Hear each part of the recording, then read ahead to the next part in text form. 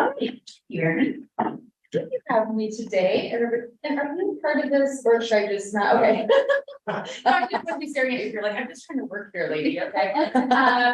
So thank you for having me today. I am Sherry Ziegenbergen with the Dash Mindset. And the reason I have called my company the Dash Mindset is because the Dash is all we have between our birth and our death, which seems kind of, it's a bit of a somber thought, but if we really consider the fact that, hey, we're all mortal, we know that we have a finite amount of time to live. That's what I really encourage people to do, is live that amount of time that we have. So it was something that I thought, I was doing to the best of my ability back in when I was in my corporate career, but I always felt like there were some limitations and was trying to figure out what those were and how to figure it out on my own. And now that I have, to the degree possible, it's a journey, I'm helping other people to that. So what I do is help individuals and teams really live up to their full potential and recognize what that potential is. So often we put limitations on ourselves and are conditioned to believe there are limitations that we don't even recognize exist. So that is what I help people do. And I'm going to run through this really quickly so I can just chat and I can answer questions. So 95% of us believe we're self-aware. I was one of those people that, I know myself. I'm with myself all the time, right? However, only 10 to 15% of us actually are self-aware.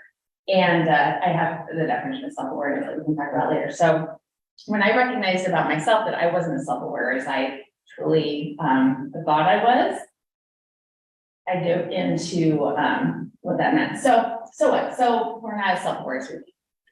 I won't talk about each of these, but basically when we do have an increased level of self-awareness, we're more fully engaged in all aspects of our life, not just from a work perspective, but from a life perspective. We're not just, an autopilot going through the motions. We have a better understanding of how we can actually make an impact in our own lives, in the world, from a personal and professional perspective. It allows us to make better decisions and actually prioritize. I know throughout my career, we had 17 priorities, which means there are really no priorities. We're just running around with like chickens with our heads cut. Increases morale, decreases burnout, unreasonable expectations that we often put upon ourselves and don't even realize it. We're often striving to reach this unattainable goal, like perfection or 50-50 work-life balance. And then it also decreases misunderstandings between people and resentment. So often we just don't understand one another because we don't have a full understanding of ourselves. And when we don't fully understand ourselves, it's also harder to understand other people. And then we build this resentment and we're just, walking around, living life, resenting one another. So overall, my methodology is to disrupt the default, stop living on autopilot and just disrupt it in some way and think, is there something I can do differently? Assess where we are, specify who, what, where, and why, what we truly want, who we really are, and honor who we are and honor our true desires. So DASH ends up being an acronym. So I use two foundational tools. UMAP is something I've been using for a long time. That's a holistic assessment that allows people to really understand themselves better. Okay, maybe I shouldn't have gone with the roller chair, but it adds to the adventure. Excuse me. So it's a holistic tool I use, and positive intelligence is something I've recently incorporated into my coaching as well, which allows us to be more mentally fit.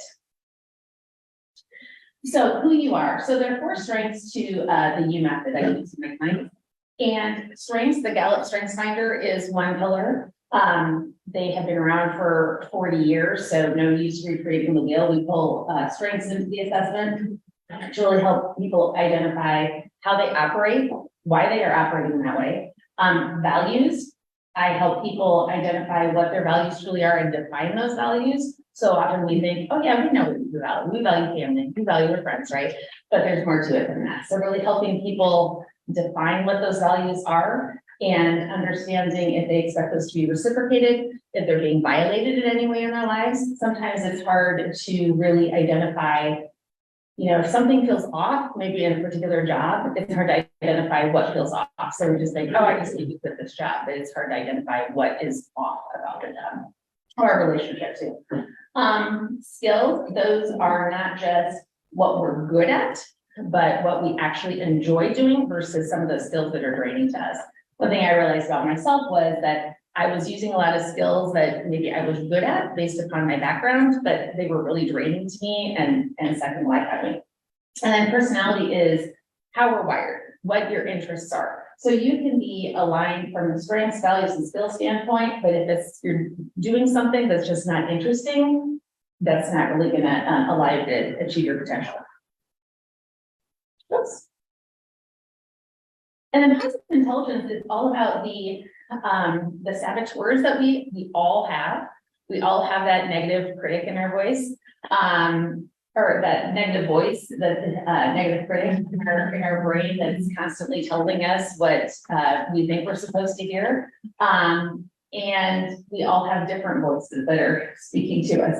And so I help people really identify and intercept those negative voices. Positive intelligence also is an assessment that I use, and then really identify, okay, how can we transition to SAGE and tackle challenges with a more positive, in a more positive way.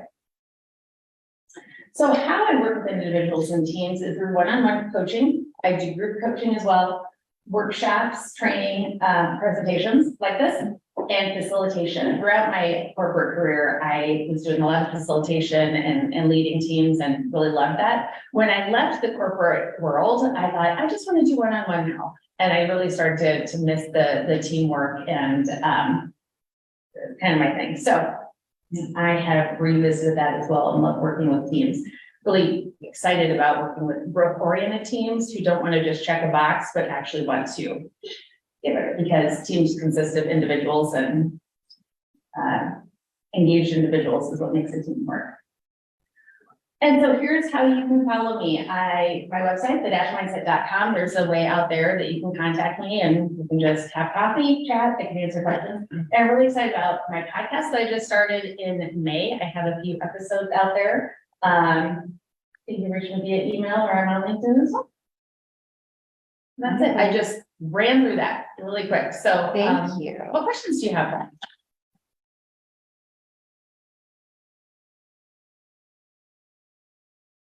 So your methodology seems to be get really into the in-person, Yes.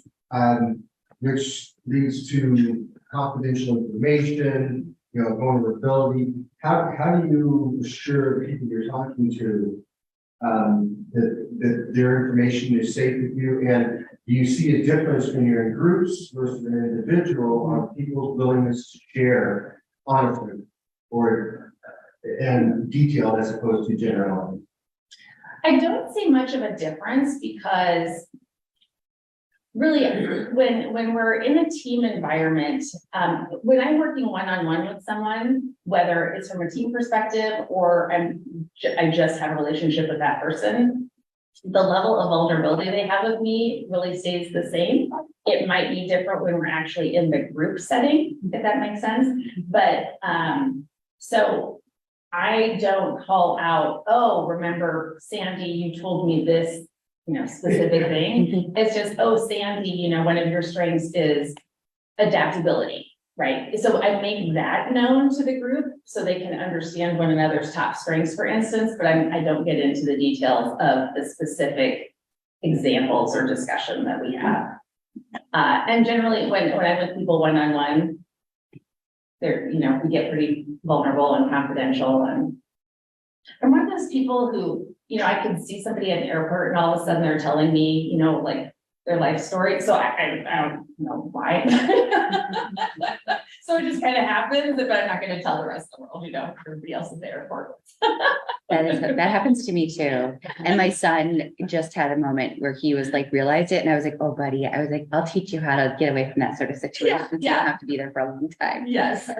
I'm guessing I have empathy as one of my top 5 strengths, and I suspect you do too. Yes. So it just kind of happens. It does. Yeah. I am so curious. This is fantastic. I loved your presentation. Thank you. Take us back. Who are you? What got you to this point? So I went to, okay, let's see. How can I make this succinct? I knew I wanted to go into accounting because I was organized and like numbers, and I loved the satisfaction of a balanced balance sheet. And my high school accounting teacher was really funny. So, you know, accounting was the way for me. My mom was a nurse, my brothers were both engineers. I knew I didn't want to do any of those things.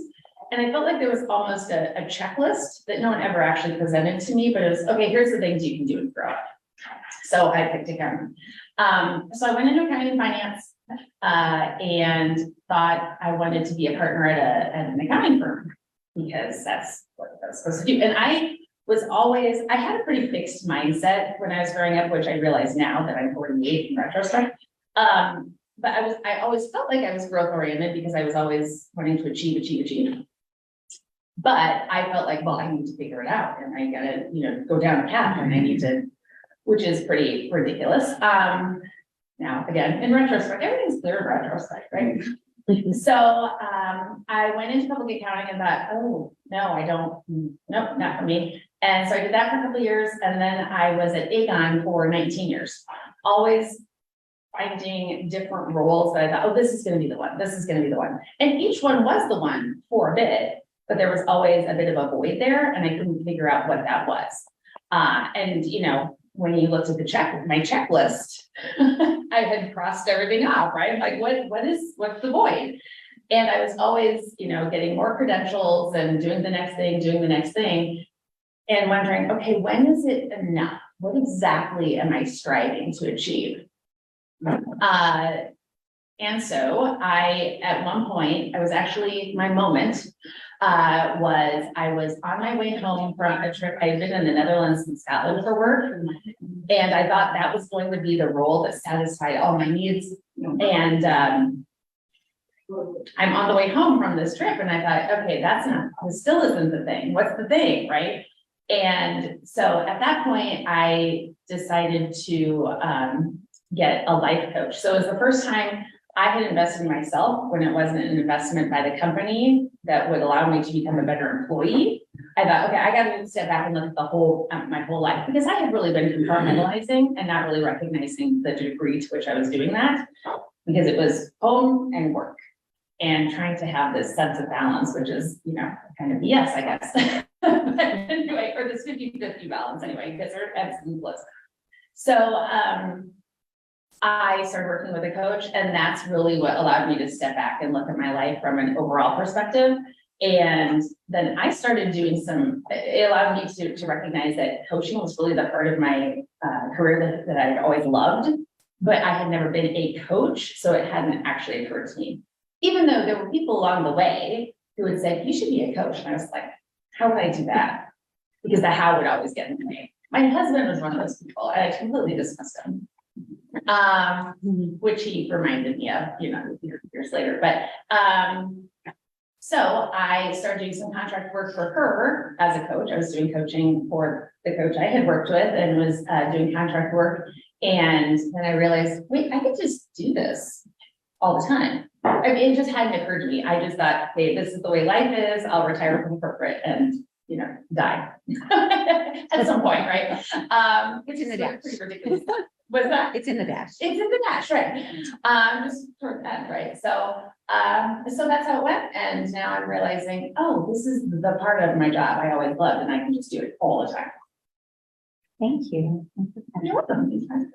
Good. So without disclosing any confidential information about any of your clients, Oh, I can do that well. whether individual or a company or whatever, can you think of any sort of composite case studies that you can walk us through, like, oh, I'll call her Susan. Susan came to me and here's what the issue she presented with. Here's how I help Susan, that kind of thing. Oh, absolutely, yeah.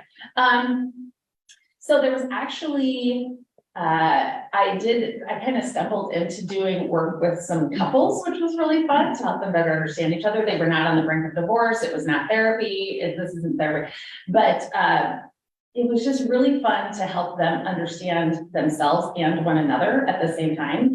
And so this is just, it doesn't seem like a big deal, but it really is in the relationship, because a lot of times misunderstandings are over the little stuff, right? Like, you never take out the garbage, that kind of stuff becomes big, and then you end up getting a divorce. So anyway, this particular couple, she is very focused, disciplined. And so she said at one point, they've been married for like a year or something, and she was all excited. She said, you know what we should do? We should write down our goals. And he was, what? I mean, this is sounding ridiculous, which was hurtful to her because she thought, how could you not want to do this? We're married and well, she has focus and discipline and responsibility as her top strengths. One of his top strengths is adaptability. So he just wakes up in the morning, Angie, you're familiar, and it's like go with the flow, right? Which is absolutely a strength, but not necessarily in the eyes of someone with responsibility who wants to, you know, plan goals with their husband, right? And so he's very adaptable. And so he's, why would you write down goals? Because it's all going to change anyway.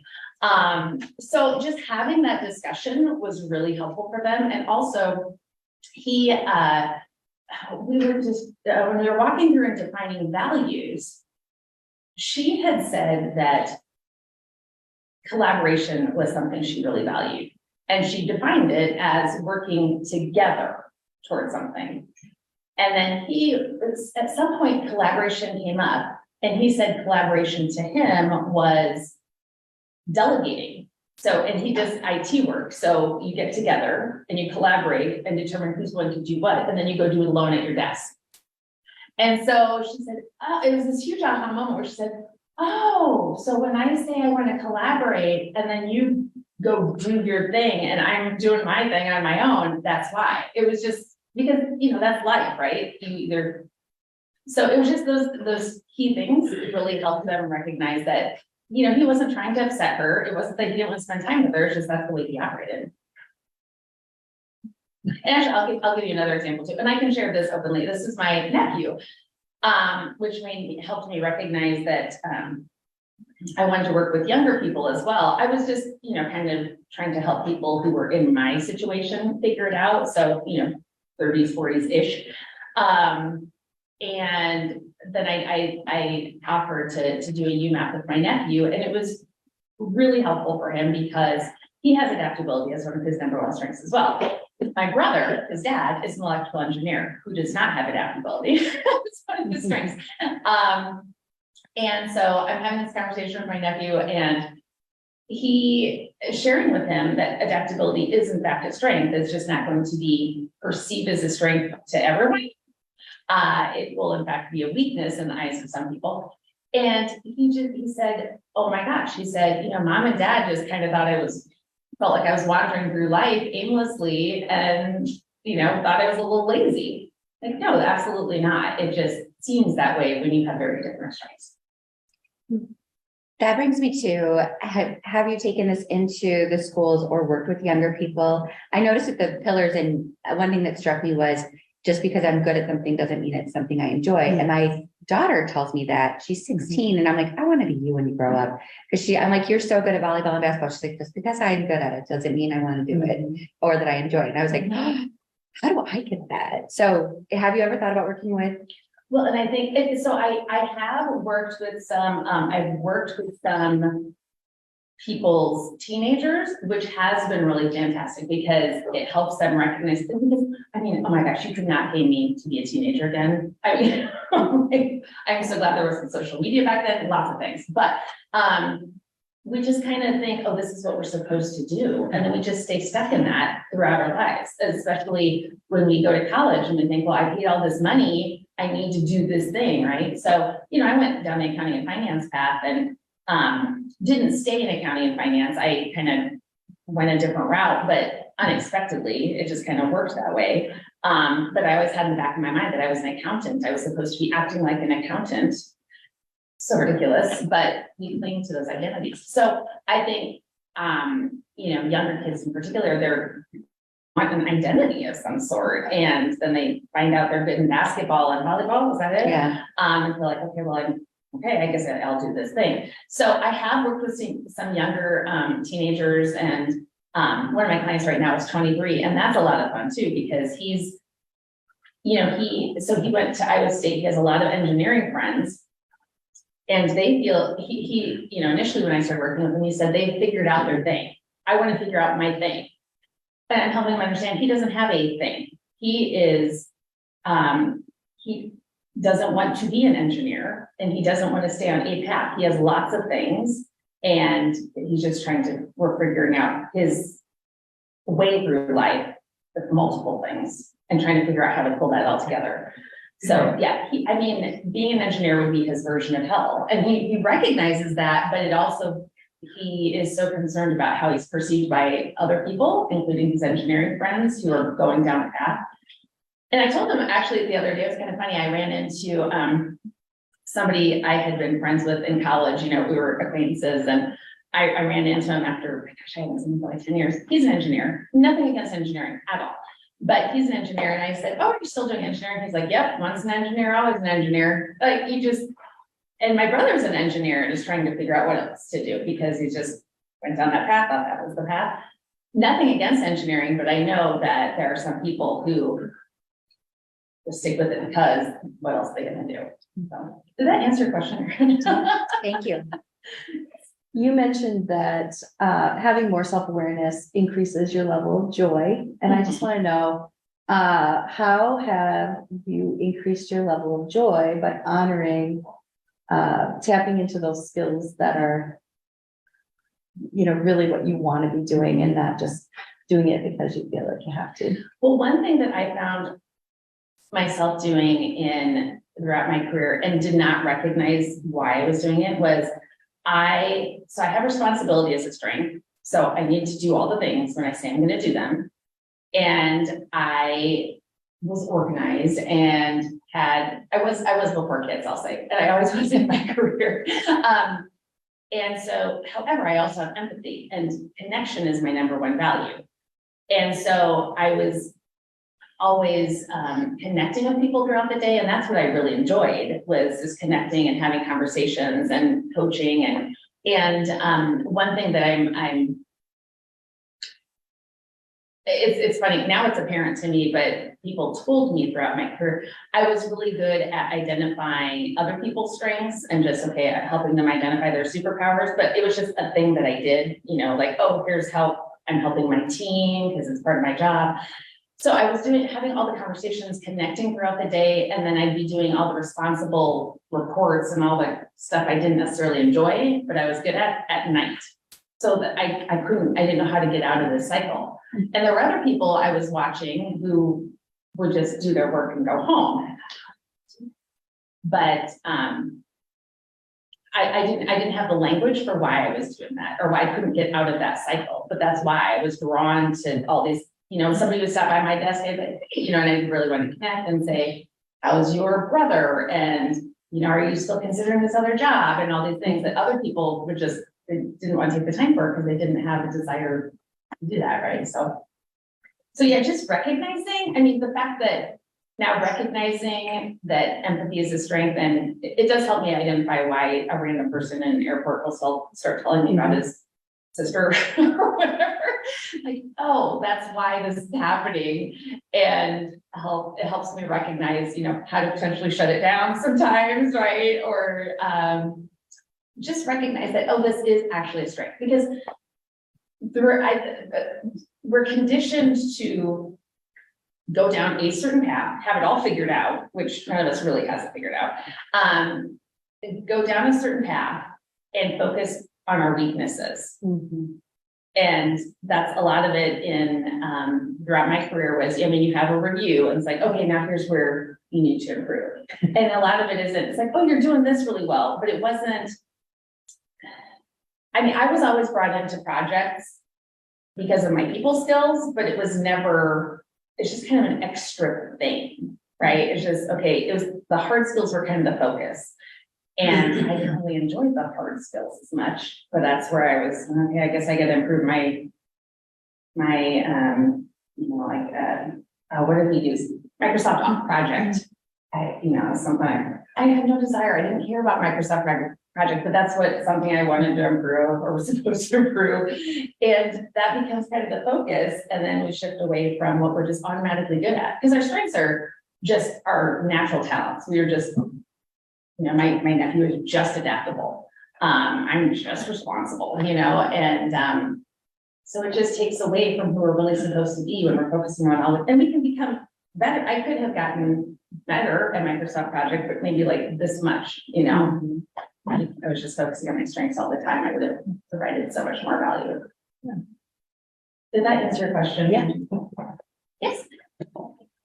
So I'm seeing a lot of similarities, or not similar, a lot of opportunities where you can work or collaborate with other life coaches or. I'm still trying to figure out, but I guess that's the question. Who would you best partner with or best collaborate with? Because I see a lot of value here and a lot of people going or providing services to the same type of client that are really like. Thank you. Yes, that's something I'm continuing to figure out. So, okay, I'll step back to this too. One thing, especially as a responsible person, when I first started and left corporate, I thought, oh, I have to have all of this figured out. I have to have my plan, I have to have all the systems. And I spent a lot of time, I wouldn't say it was wasted time, but I could have just gone into it. Now I'm just flying a plane without, some days it doesn't even have wings. You know, I have not built the plane, I'm flying it.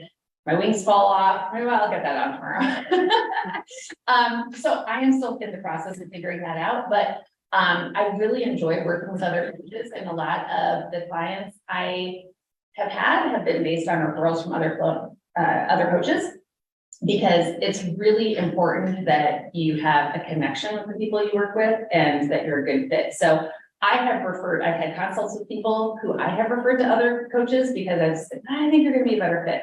And vice versa. So I do have a lot of relationships with coaches, and we refer to one another or refer clients to one another. I am figuring out the best way to actually collaborate in a way that makes sense. And I don't know, maybe I'm making collaborate mean something bigger than it actually is.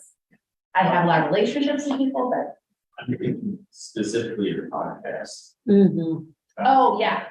Yeah. Hearing, learnings. Best insight.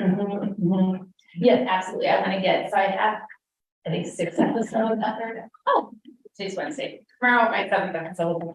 But yes, absolutely. I want to have more coaches on there. I have lots of relationships I've developed with other coaches that I intend to have on and just haven't yet. But yes, thank you for mentioning that. I have one friend who is an executive coach. And she's actually the one who she had really encouraged me to have a podcast. And I said, okay, I will at some point, but I also, it's almost uncomfortable for me to not just do the next thing, which is something I was doing throughout my career. And I had to stop myself and say, okay, you can't do all the things, you can't constantly.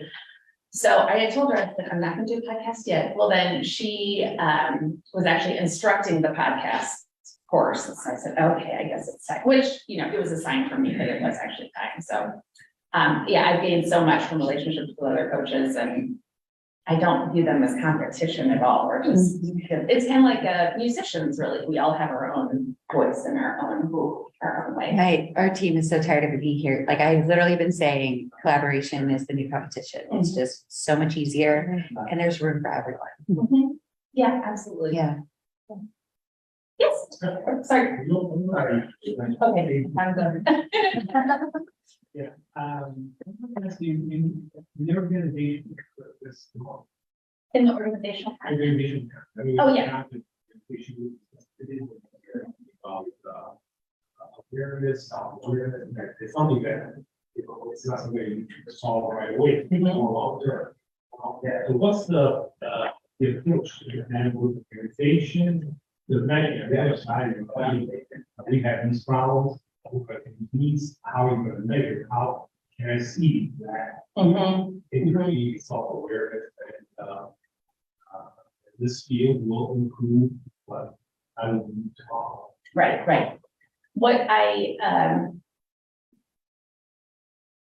I'm still figuring out the return on investment and how to present that. I mean, we all know that if you have more engaged individuals on your team, it's going to increase productivity, all the things that are up here.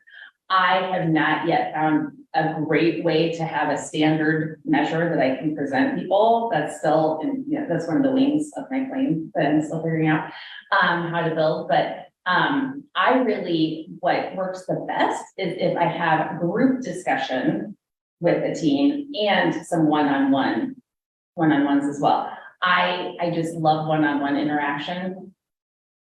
And it really allows people to fully talk through their UMAP with me. So that's what I appreciate the most. But then I love taking it to the group level and then discussing, okay, you know, if you have responsibility and this person has adaptability, for instance, as I said, you know, what are those interactions? So I like to do both. And then from that, other opportunities arise too, because so often, like we were talking about, Alfonso, that you might think the problem's here, but it's actually over here, right? And I think we see that a lot in the business setting because we're always putting out fires instead of preventing them and trying to, you know, just kind of, okay, how can we fix this right now without even recognizing, oh, the real problem is lack of trust or communication or, you know, the people aren't even in the right position because they, you know, this team is doing their thing and they have a particular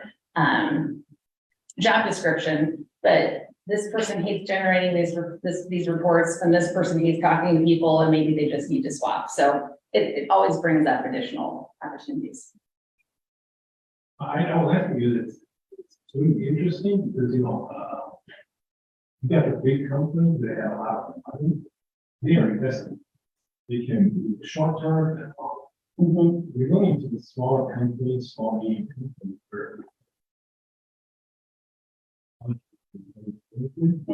I think it's important to find the fit in that. Everyone knows that it's useful, it moves, and everything you need it. So when you're going to the urgency, then you're gonna go. Right. And that was that, what I think you experienced when you were in the corporate world, I experienced in that it. Yeah. I think there should be, you know, since I'm working off in this field, we need, you know, start talking about get something that can be commercial in these discussions with other people. Because, you know, when I talk with other executives, it's something the same problem. Okay, we know that, what? We have this product over there, there's solving problem, there's this, there's that, and I'm going into that. Right. And I will say too, that is something that I have been trying to work through and figure out, you know, how do I best, what should my message be and how can I make my message more effective? And I will say some of the bigger companies have some of the smallest training budgets as well. I mean, I saw that dwindle throughout the years. So the size, you would think, oh, well, you have a lot of money and you understand the impact of this, but that's not always the case. There was one company reached out to me, a large corporation reached out to me and I said, oh yeah, you know, and I put the proposal together. And what I charge is, you would think peanuts relative to what these companies are spending, right? And I was having a conversation with an HR woman and she said, oh, that all sounds great. It's not in our budget right now. We've decided to just have a discussion about this book instead. Which I get, and I've experienced that throughout my career too. It's just, oh, we don't have money to send you to this particular conference, or you went to a conference last year, which I mean, relative to, you know, the cost of one round trip flight abroad, I mean, is almost contradictory because I would be flying to the Netherlands, which costs thousands of dollars, but then, you know, potentially couldn't go to this conference that was going to be less than $1,000, you know, so it's just, there are lots of contradictory actions. So anyway, this company decided to have this book discussion, which I totally get, and I've experienced that too. And so to answer your question, Alfonso, I don't have an answer for that yet, but it's something I'm trying to figure out. And I do have lots of conversations with a lot of my coaching friends as well, and we're all trying to figure that out. Because it's apparent to us once you figure it out. It's like, you just need to do this, right? Yeah, it's like, you know, you have to roll. Yeah. Oh, yeah. It's a gigantic elephant. Yeah. Like sitting on everybody. Yeah. Kind of hard to ignore.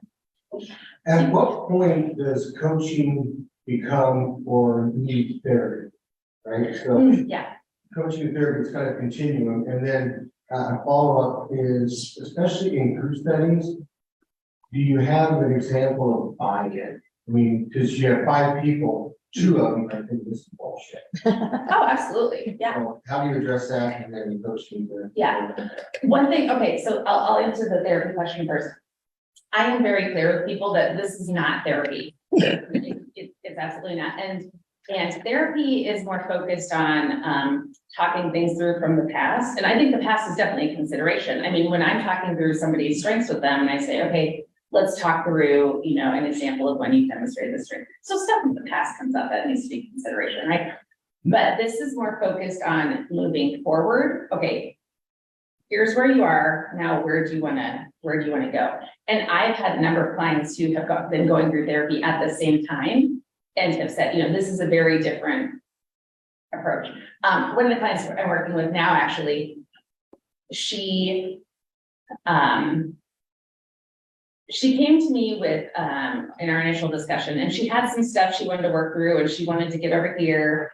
And I said, you know, well, I just want you to really recognize that this is not therapy. This is something that will be addressed in some fashion, but to really address it to the extent you need to, you know, you'll want to continue to consider.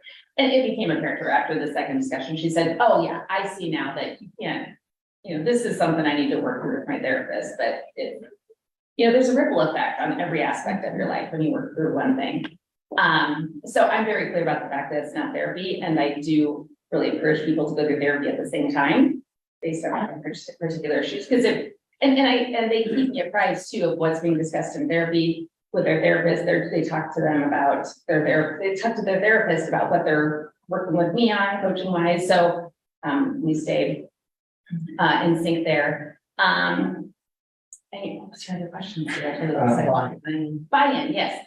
So I think one thing that prepared me for this that I didn't recognize at the time was during my career, at one point, the executive leadership asked some people to become accountability coaches. And so we or accountability trainers. And so we trained everyone, because it was mandatory training, on accountability. Which is kind of funny now that I think about it, because you can't just train someone to be accountable. It's a matter of taking ownership. You can't just say, okay, here, this is yours, now take ownership, right? So, I mean, there was more to it than that. But at the time, you know, I had been leading projects and facilitating discussions, but I just thought, oh, I'm going to be a trainer now. And it was just a thing that was in addition to my normal job. It wasn't that all of a sudden I could become a full-time trainer. But so this was mandatory training that included all the entire operations organization, included IT,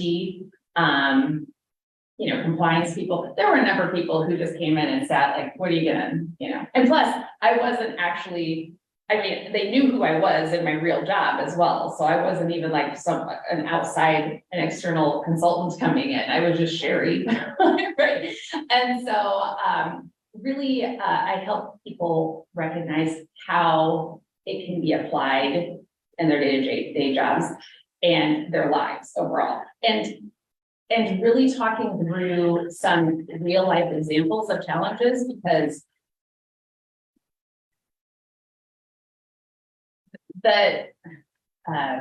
you know, like rocket science is a black and white thing, like it's something I can't do, but there's an answer, right? But when it comes to people, there's no answer. You don't know, because everything's dynamic. Everything can change because people are complex beings. And so when you help people really recognize that, okay, the people part of your life is what's really challenging, and let's talk through some examples, then they realize, oh wait, this is applicable to me. It's not just a woo-woo thing that is a waste of time. So yeah, there's always going to be those people. But I also want to ensure that it's not, okay, this is mandatory for everyone in your group and they just have to show up, or help them understand that if it is, you know, it might take a little bit to get their buy-in. I can imagine certain conflicts of interest, like if you're hired by a big company, I'll just pick Rockwell Collins, for example, and there's someone who you're coaching, and Rockwell says, yeah, we're trying to meet the needs of this next quarter, here are our expectations. And the person the individual says, I'm unhappy, Mm-hmm. you know, this is not a good fit.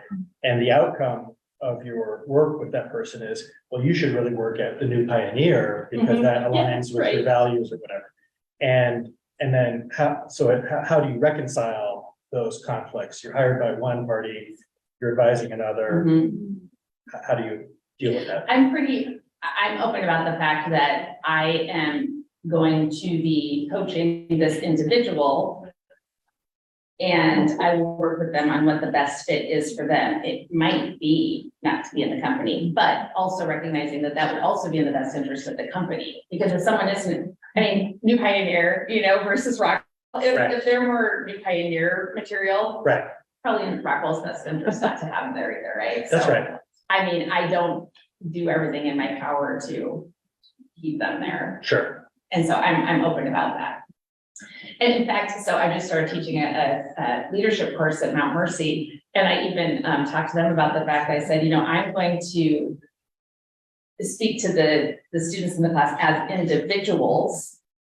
And, you know, this was kind of you know, I kind of said this in jest, but it was real. You know, I'm going to work through the class and we're all going to work on we're going to work on their EMAPs and said, you know, they might decide, hey, I don't even want to be in college. I said, I'm not going to tell everyone in the class, hey, you shouldn't even be here. Why are you taking this grad course, right? But it could be that some people decide, man, I don't even know why I'm here. I never really asked myself that, just because the company I don't even enjoy working at is paying for it, right? So I'm not going to actively promote, you know, dropping out of the class, but it could be that some people are going to change their mind. So. And I've had people who reported to me who I knew didn't like their positions. Say, you know, I will help you. If you want to work at McDonald's, I'll help you with that. If you want to get a job, you know, doing, I don't know, engineering, I'll help you with that. So it doesn't do anyone any favors when you're in a role you shouldn't be in. Any other questions? I was just gonna say, I've worked with Sherry and I just want to give you props for just being that open person that is, you know, somebody that we can trust. And I think you open up that space because you are on the journey yourself. And you definitely don't come across like you know everything and you've got it all figured out.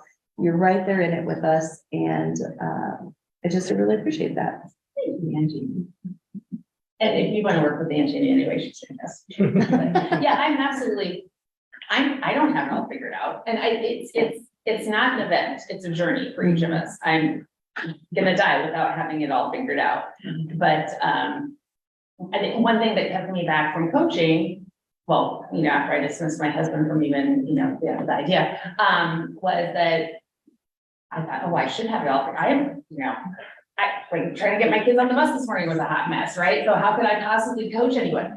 But if you figured anything out, you can help someone else along the way. And I think often as leaders, you know, in any capacity of life, we feel like we should know all the answers. No one does. It's impossible to know all the answers. But if you can help, if you're one step ahead of somebody else, you can help them take that step. It's just a matter of helping them figure it out. Yeah. What as a community can we do for you? Our final question. So I would listen to my podcast. And I just tell people about the podcast. If you have a presentation you'd like me to present, I just love presenting. One concept that I just shared, Professional Women's Network last week was the idea of absurd goals instead of SMART goals, and really thinking about the possibilities in your life and just kind of get absurd, because we don't allow ourselves to do that. We're so, as humans, we're so wired to compare ourselves to others and think, oh, am I fitting in? I don't want to get kicked out of the tribe, right? If you have a presentation, just you know, you'd like someone to come in and chat about, hey, what do you want your life to look like? You know, I can be that person. Excuse me. If there's anyone you know who is just trying to figure out, what else is there in my life? What should I really be doing? You know, I can help with that. And if somebody wants to join the circus, all right, I'll support that. I truly, I've had all kinds of things thrown out. I'm like, yeah, okay. is that something you're interested in doing? You know, I'm advising, because everyone else. I think for a long time, I thought, well, my friends, my husband, you know, they should be the support in my life, which they are in some way. But we're all individuals with our own experiences, our own beliefs, and other people's experiences and beliefs are being put on us, and we say, hey, what do you think about this? And they're not ill-intentioned. It's just, you know, my mom is still so confused by what I do. You know, she went into nursing and she's very supportive, but she's not going to be the person I go to say, hey, what do you think? So if you know of anyone who's trying to figure something out, I can help. Thank you.